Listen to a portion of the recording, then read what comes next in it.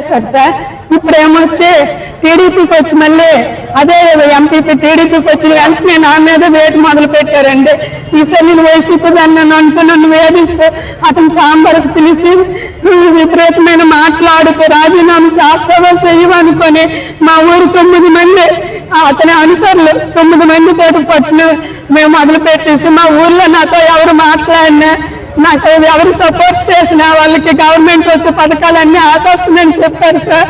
మాకు ఈ ఊర్లో ఒక దీనిలాగా మేము దించి చూపించారు సార్. నిన్ను ఎవరు కాపాడుతారో చూస్తామనేసి మా మీదేమొచ్చి నిఘా పెట్టి నన్ను 9వ తేదీని దండోరు వేయించారండి ఎంక్వైరీ అనేసి.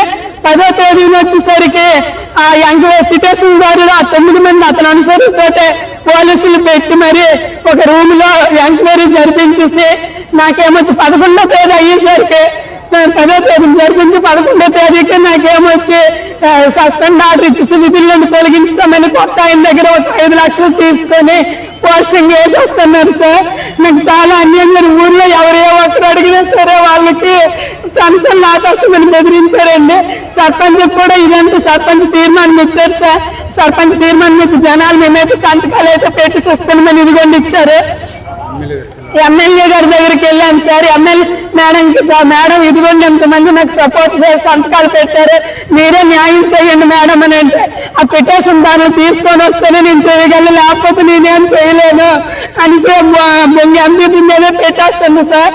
ఈ ఎంపీ వైసీపీ టైంలో నుండి నాకు నైట్ పూట ఫోన్లు మాము చేసి వాళ్ళు సార్ ఇబ్బంది పెట్టి వాళ్ళు అతనికి ఇదాము లేదు అనేసి ఇప్పుడేలా నా మీద కక్ష తీర్చుకుంటున్నాడు సార్. ఎవరు ఇదవ్వకుండా ఊర్లో నేను తలెత్తుకొని తిరగలేకపోతున్నాను సార్. నాకు ఒక పోలియో చెల్లి ఉంది, ఒక అత్తయ్య ఉంది ముసలావిడ, మాకు తల్లిదండ్రులు ఎవరు లేరు, నేను మా ఆయన 2 పిల్లలు వాళ్ళు పెట్టుకొని ఉంటున్నాను సార్. దానికి పట్టుకొని ఎక్కడికి నేను వెళ్ళలేమనుకుని ఆవిడ దగ్గర ప్రాధాన్యపడినా కూడా ఎవరో ఆ పాపను పోలియో పాపను తీసుకుని వెళ్ళి మేము కనీసం ఇవ్వలేమని అన్నా నేనేమి మాకు అధిక ఎవరైనా ప్రాధాన్యపడినా సరే నేనేం మాట్లాడలేను. వాళ్ళ దగ్గరికి వెళ్ళి ఆడుకనిస్తుంది సార్. నాకు ఎవరు న్యాయం చేస్తారు సార్? నేను ఇప్పుడు పోలియో పిల్లలు పట్టుకొని ముసలి అత్తను పట్టుకుని 2 పిల్లలతో 10 సంవత్సరాల నుండి చేసిన పోస్ట్ నీకు ఎవరు కాపాడుతాడో నేను తీసేస్తాను అంటున్నాడు సార్. నేను ఇప్పుడు ఏం చెయ్యాలి? మీరే న్యాయం చేయండి సార్, లేదంటే నేను ఎక్కడైతే చనిపోతాను సార్. నా మీద ఇటువంటి అభియోగాలు మోపుతున్నారు. నాకు ఊళ్ళో మాత్రం చాలా హింసిస్తున్నారు సార్. నాతో ఎవరు మాట్లాడలేకపోతే నేను తలెత్తుకొని తిరగలేకపోతున్నాను సార్. నన్ను ఇప్పుడు 10 లక్షలు ఆడి 5 లక్షలు ఇచ్చాడు, 10 లక్షలు ఇస్తే ఇస్తానంటున్నాడు సార్. నేను ఎలాగ ఇవ్వగలను సార్?